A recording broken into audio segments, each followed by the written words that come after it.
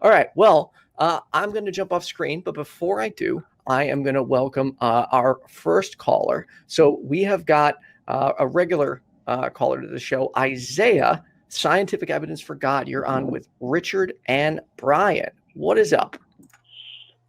Hello, Ethan. Great to be back, and thank you. Hey there, Isaiah. Good to talk to you again. We actually talked last week. Richard here, that's with me today, is co-host his own program with the Laura, who was with me when you talked to us last week. So he's excited to talk to you as well. Yes, hi, Brian. Hi, how are you going? Yeah, I'm.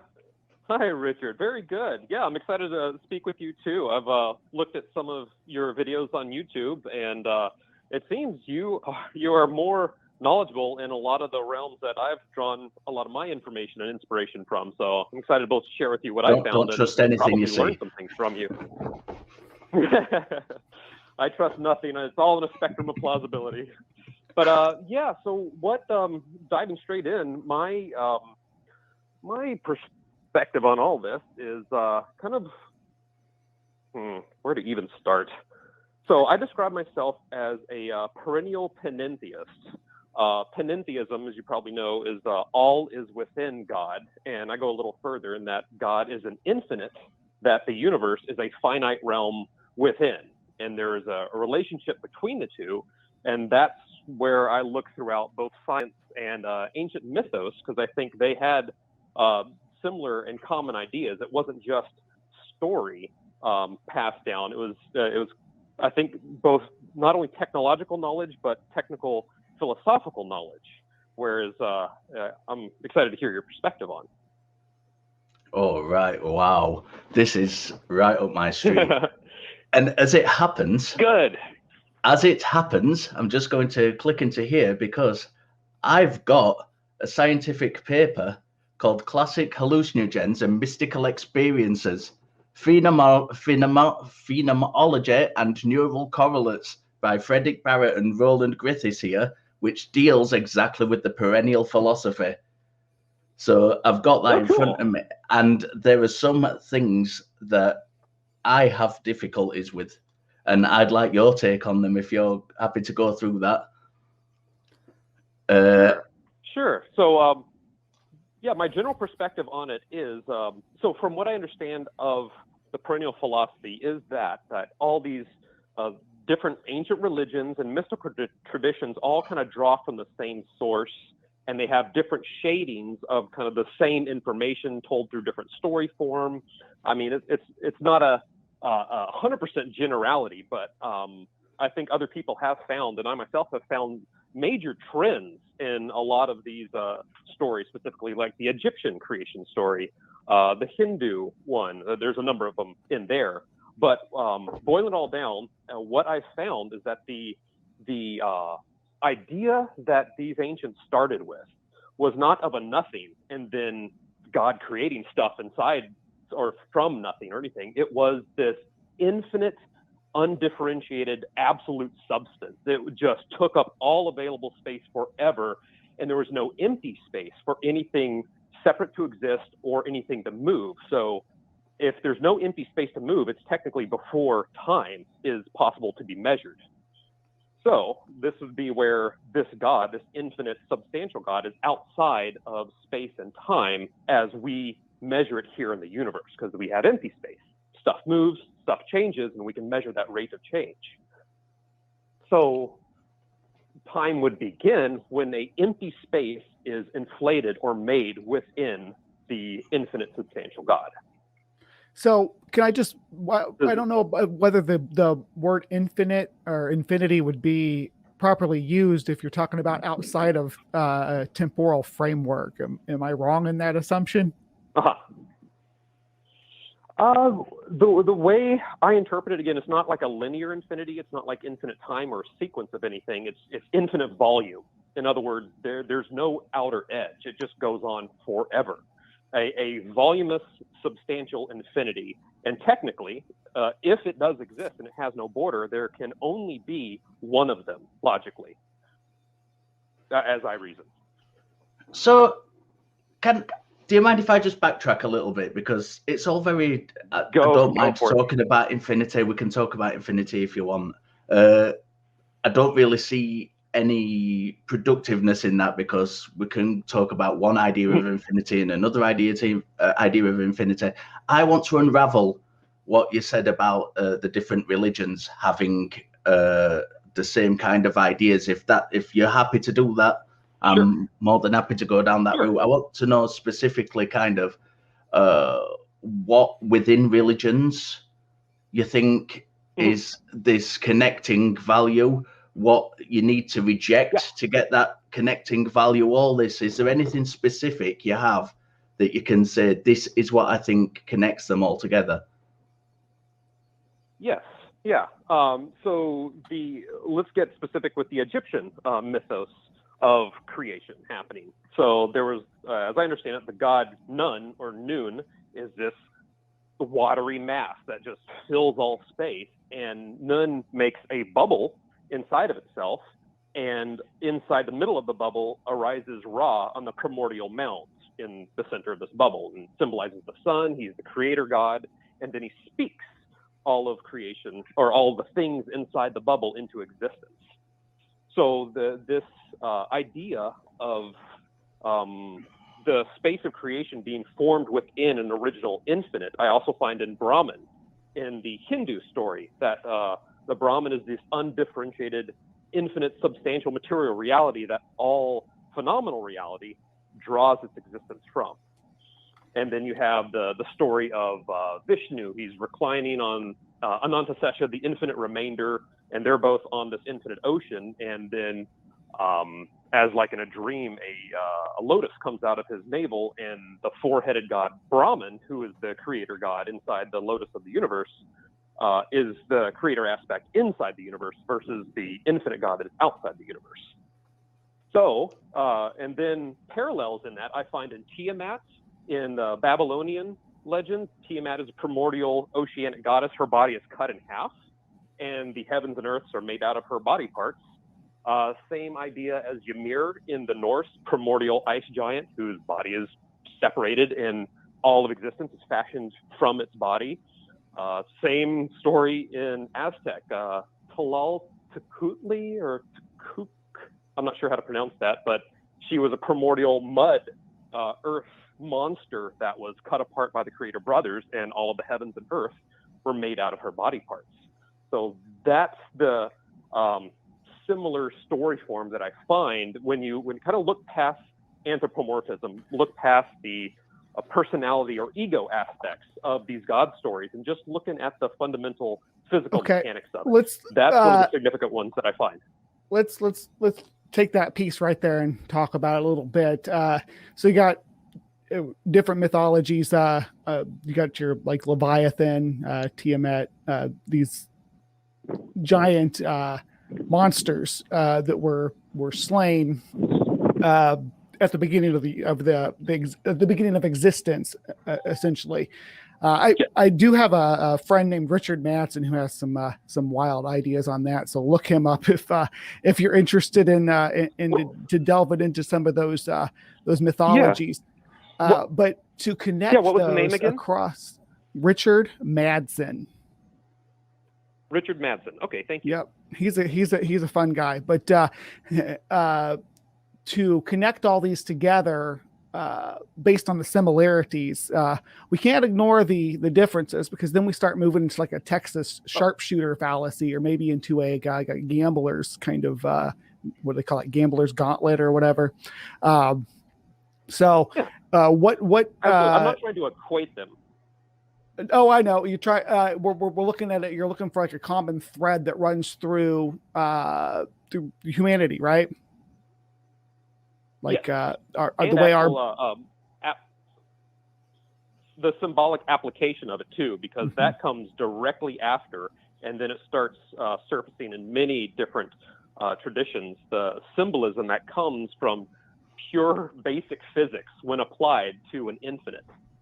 Now, this part's really, really cool to me. It's just really simple. The principle of balance, the principle of for every action, there's an equal opposite reaction. So it's not just some willy-nilly creation event. And it wouldn't even be creation in the technical sense. It would be formation, that what was in a formless state becomes into a formed state that has edges within a space. So real quick, in order to make an inflated space for anything else to exist inside this infinite, in equal opposite reaction, it moves also to the center of that space. It's like a bidirectional contraction. It contracts outward from the bubble to form the outer periphery, and it contracts inward to the center of that bubble to make a nucleus. Now, this is in the name of Ra. It's one of his major hieroglyphic symbols, is the circle around the dot.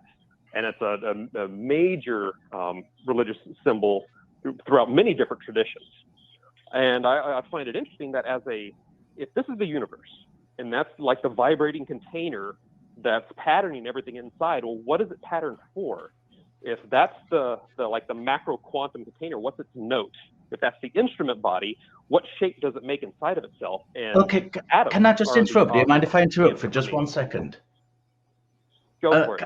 I want to just rewind a little bit, because we're getting a lot of stuff about symbolism, a lot of stuff about primordial matter, but I still don't see how these are equating to these religions across the world. A circle inside another circle is not, from my knowledge, a universal symbol.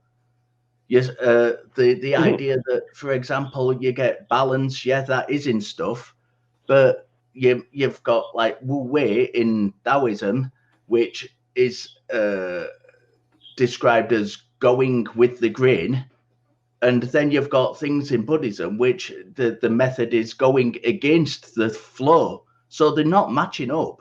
These things aren't matching. They may be symbolically very similar, but when you actually get into the nitty gritty about the mythology and stuff like that of them, they're completely different.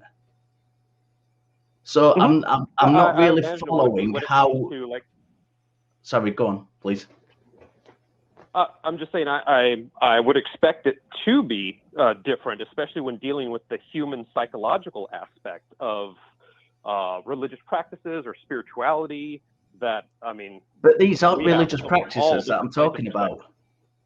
These are the actual methodology of actually achieving the things in the religion, of achieving what would be that connection to what would be called a universal consciousness. This is the actual methodology, not just the symbolism, not just the psychology of it. And it's a completely different process. And this is what I'm not following with what you're saying. Okay. Well, I would say that different processes work for different people and different approaches. And one of my favorite sayings is that there's one mountain, but there's many paths up the mountain. And some just circle the mountain and never reach the top. And you can walk up the mountain forwards or backwards, and you'll still get to the summit. So there are traditions of renouncing everything and reaching the ultimate realization that way. And another is embracing everything.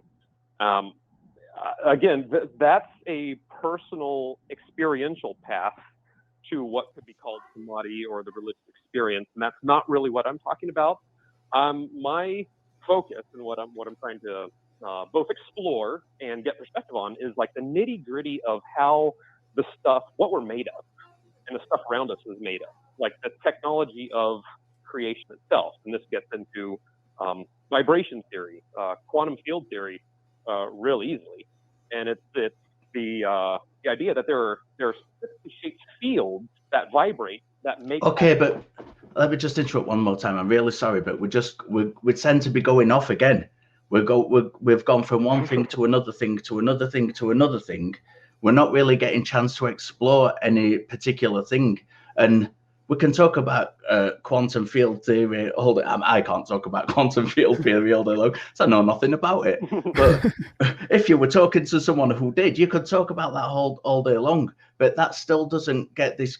I'm interested in what you talked about at the very beginning when you said there's a universal a kind of truth that we're all connected to through all the different traditions. This is what I'm not following, because I don't see that at all. Okay. This is what I want to concentrate on. In some of the oldest traditions, that like the further back I go, I find the same type of story and mechanism. Okay. And the furthest back we go is Gilgamesh, right? Is that how far back you're going? Babylon, Egypt and the Hindu cultures and even Mesoamerican cultures go back that far. So there's one theory is that we had a type of a worldwide human culture prior to 13,000 years ago. There was a massive comet strike that reset civilization, and both the Sumerians and the Egyptians say they got their story from the gods. The gods came down, they taught them these things, they taught them math and agriculture and all that.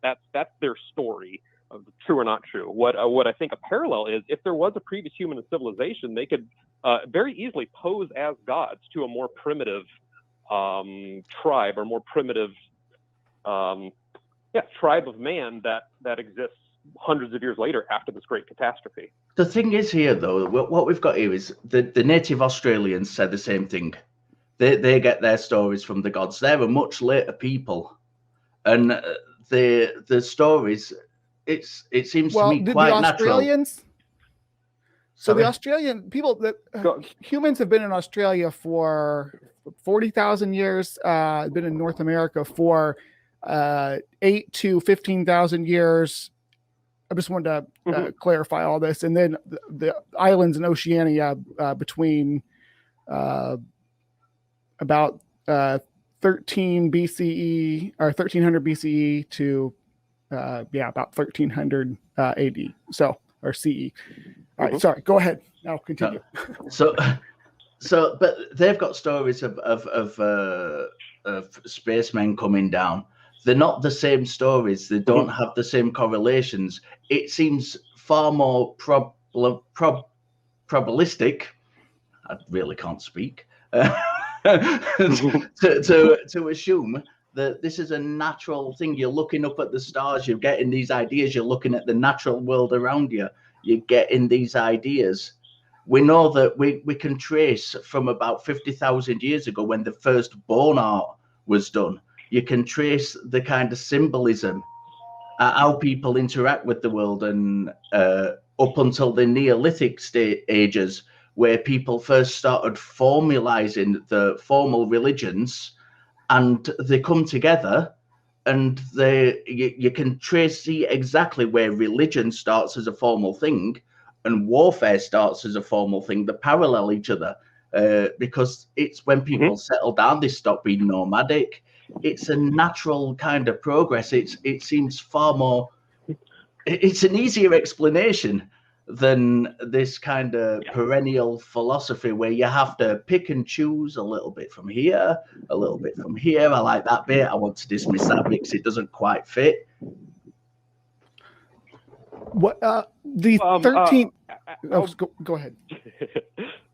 I would just like to ask what time period should I look into for that transition period, like when the religions started being shared and then parallel with warfare? It depends where you are in the world. It's the Neolithic period goes from it varies from where you are in the world. Well, I'm from Britain. I'm speaking from a British standpoint.